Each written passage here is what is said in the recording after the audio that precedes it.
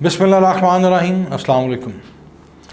آج دنیا کے جتنے بھی آپ مدن اور مہذب ملکوں کی فہرست بنائیں گے اور ان کی کامیابیوں کا راز تلاش کریں گے تو آپ پر ایک بات ضرور منکشف ہوگی کہ ان ملکوں میں عدلیہ آزاد ہے، عدالتیں انصاف کرتی ہیں، ججز بغیر کسی دباؤ کے فیصلے دیتے ہیں۔ ہمارے ہاں عدالت سے عداوت کسی سے ڈھکی چھپی نہیں ہے۔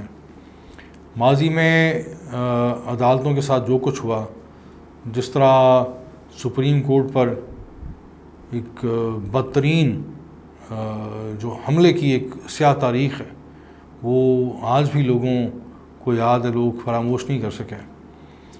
اور عدالت سے عداوت اور عدالت کے معاملات میں مداخلت، یہ ہماری تاریخ کا ایک سیاہ باب ہے جو کسی نہ کسی صورت میں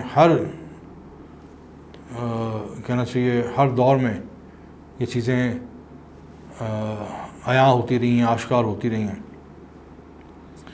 آج پھر عدلیہ کو اپنی آزادی کے لیے ایک ان کی جو جدوجہد نظر آ رہی ہے، ان کی مزاحمت نظر آ رہی ہے، اور ججز کا جو مکتوب سامنے آیا، پھر ان کے بیانات، ان کے معاملات اخبارات کی زینت بنے، یہ اب کوئی ذی شعور جو انسان ہے اس بات سے انکار نہیں کر سکتا کہ ججز کو دباؤ کا سامنا ہے۔ اور جو باضمیر ججز ہیں، جو زندہ ضمیر منصف ہیں، انہوں نے اپنے اپنے انداز سے اس دباؤ کے خلاف جو مزاحمت کا علم بلند کیا ہے، اور عدلیہ کی آزادی پر اور بحیثیت جج اپنی غیر جانبداری پر انہوں نے سمجھوتا نہ کرنے کے عزم کا اعادہ کیا ہے۔ یہ میں سمجھتا ہوں خوش آئند بات ہے۔ جیسا میں نے پہلے عرض کیا کہ دنیا کی کوئی بھی جو ریاست ہے وہ اجتماعی عقل سے اور عدل سے برقرار رہتی ہے، پھلتی پھولتی ہے اور آگے بڑھتی ہے۔ اگر آپ اجتماعی عقل کو اور عدل کو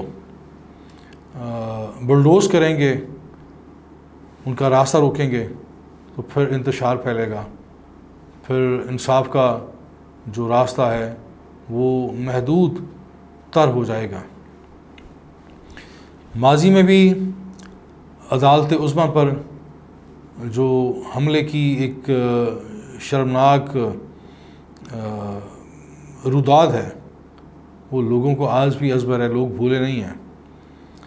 اور ہمارے ہاں آج سے چند برس پہلے مختلف جو چیف جسٹس حضرات آئے، انہوں نے اپنے اپنے اخلاص کے ساتھ، اپنے اپنے ویژن کے ساتھ انصاف کی فراوانی کے لیے اور قانون کی حکمرانی کے لیے اپنا اپنا کلیدی کردار ادا کیا۔ میں خاص طور پر ذکر کروں گا سابق chief justice of supreme court عزت مآب میاں ثاقب نثار صاحب کا۔ میں نے بحیثیت طالب علم ان کا دور بھی دیکھا، ان کے جو پیشو چیف جسٹس حضرات تھے ان کا بھی دور دیکھا، ان کے بعد آنے والے دور بھی دیکھے۔ ہر چیف جسٹس کا جو کردار ہے وہ ایک کتاب کی مانند ہمارے سامنے ہے، ہماری سیاسی اور ریاستی اور انتظامی نصاب کا ایک باب ہے، حصہ ہے۔ میاں ثاقب نثار صاحب نے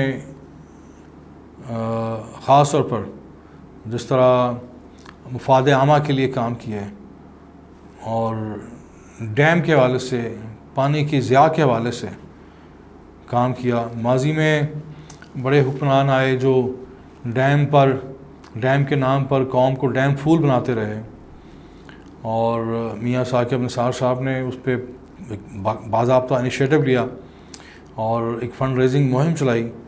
بعض لوگ طنز کرتے ہیں اور سوال کرتے ہیں، ان کے پاس مصدقہ اور مستند معلومات نہیں ہوتی، لیکن ہمارے ہاں چونکہ میں ہمیشہ کہتا ہوں کہ سچائی تک رسائی کا رجحان نہیں ہے۔ میاں ثاقب نثار صاحب نے جو بھی فنڈ ریزنگ کی تھی وہ ایک ایک پائی اس کی محفوظ ہے پاکستان کے بینکوں میں، اور اس کے لیے 5 رکنی جو آپ کہہ لیں افراد ہیں جن کے پاس جو سگنیٹری ہیں، 5 افراد کے دستخط سے وہ جو رقم ہے وڈرا ہو سکتی ہے، ادروائز کوئی صورت نہیں ہے کہ اس سے ایک ٹیڑی پیسہ بھی نکالا جا سکے.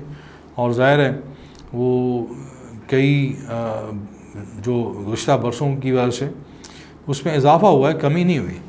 بینکوں میں پڑے جو ایک بینکنگ نظام ہے اس کے تحت وہ پیسے بڑھے ہیں، کم نہیں ہوئے، اور وہ قوم کی امانت ہے. اور میاں ثاقب نثار صاحب زندہ سلامت ہیں، اس ملک کے اندر موجود ہیں. بعض لوگ یہ ایک دروغ گوئی کرتے ہیں کہ شاید وہ پاکستان سے کہیں بیرون ملک جا کر سیٹل ہو گئے. ایسا نہیں ہے، وہ موجود ہیں اور مختلف اویئرنیس کے حوالے سے اور سول سوسائٹی اور ہیومن رائٹس کے حوالے سے، لبرٹی کے حوالے سے بڑے مثبت موضوعات پر وہ اپنے چیمبر میں لیکچر دیتے ہیں، اور بڑے بڑے ممتاز قانون دان دانشور ان کے لیکچر اٹینڈ کرتے ہیں.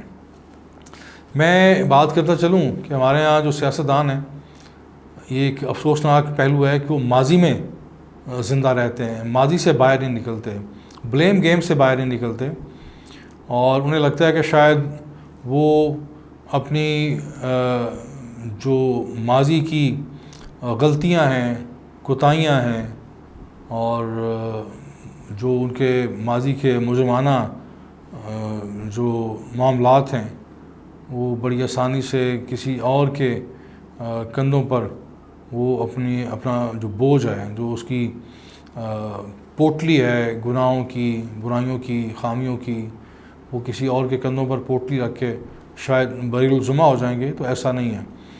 لوگ یہ بچے کو پتہ ہے کہ سوشل میڈیا کا دور ہے، لوگوں کے پاس ہر قسم کی معلومات ہوتی ہیں، اور اب اخبار کے بارے میں تو کہا جاتا ہے نا کہ آج کا اخبار کل کی ردی، لیکن سوشل میڈیا پر چیزیں گردش کرتی رہتی ہیں، چیزیں محفوظ رہتی ہیں. اب آئی ٹی کا دور ہے، اب خاص طور پہ ویڈیو کا دور ہے، اور ویڈیو میں چیزیں ان کی آپ تردید نہیں کر سکتے، وہ چلتی رہتی ہیں، آپ کی میموری میں محفوظ رہتی ہیں، جب آپ چاہتے ہیں دیکھ لیتے ہیں. اور بعض کا پرانی جو ویڈیوز ہیں وہ دوبارہ سے وائرل ہوتی ہیں. تو بہرکیف میاں ثاقب نثار صاحب کا جو دور میں نے ایز اے طالب علم دیکھا ہے، وہ ایک تاریخی دور تھا، ایک آئیڈیل دور تھا، خوبصورت دور تھا. انہوں نے عام آدمی کو امپاور کرنے کے لیے، عام آدمی کے حقوق کی حفاظت کے لیے، عام آدمی کے ساتھ جو ہونے والی زیادتی اور ہونے والی خاص طور پر جو عام آدمی کو معاشی استحصال کا سامنا کرنا پڑتا تھا، ان ایشوز کو ٹیک اپ کیا. اور ان کے بعد حالانکہ صورتحال پھر ریورس ہوئی، جس طرح انہوں نے خاص طور پہ موبائل پیکج کے لیے، موبائل ریچارجنگ کے لیے جو انہوں نے ایک فیصلہ، تاریخی فیصلہ کیا تھا کہ اگر آپ جتنے کا کارڈ لیتے ہیں، جتنے کا آپ چارج لیتے ہیں، آپ کو اتنی رقم آنی چاہیے، کیونکہ اس کے بعد آپ ہر کال پر آپ جو ہے کٹوتی کرتے ہیں، آپ ہر کال پہ ٹیکس وصول کرتے ہیں.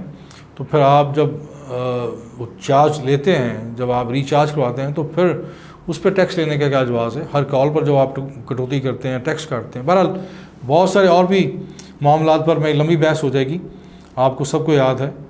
اور آج ہمارے ہاں کچھ جو سیاستدان ہیں، جذباتی سیاستدان ہیں، وہ ماضی کے واقعات پر جو ہے پوائنٹ سکورنگ کرتے ہیں، اور اپنی معصومیت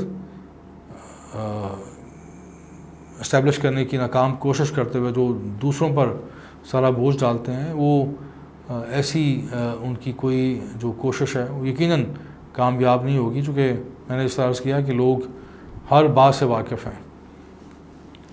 بات صرف یہ ہے کہ ماضی میں رہنے کی بجائے آپ حال میں آ کر مستقبل کے جو چیلنجز ہیں ان کا ادراک کرتے ہوئے اپنی جو سیاسی سمت ہے اس کا تعین کریں. ڈیلیور کریں اور اپنے قول و فعل کے اندر جو تضاد ہے اس کو دور کریں، اور اپنی سیاست سے، اپنی شخصیت سے جھوٹ ہے وہ نکال دیں، اور کارکردگی کی بنیاد پر لوگوں کے پاس جائیں، اور لوگوں نے جس طرح حالیہ الیکشن میں مینڈیٹ دیا ہے، جس جماعت کو دیا ہے، وہ بھی سب کے سامنے ہے۔ جس طرح نتائج تبدیل کیے گئے، اس سے حقائق تبدیل نہیں ہوتے۔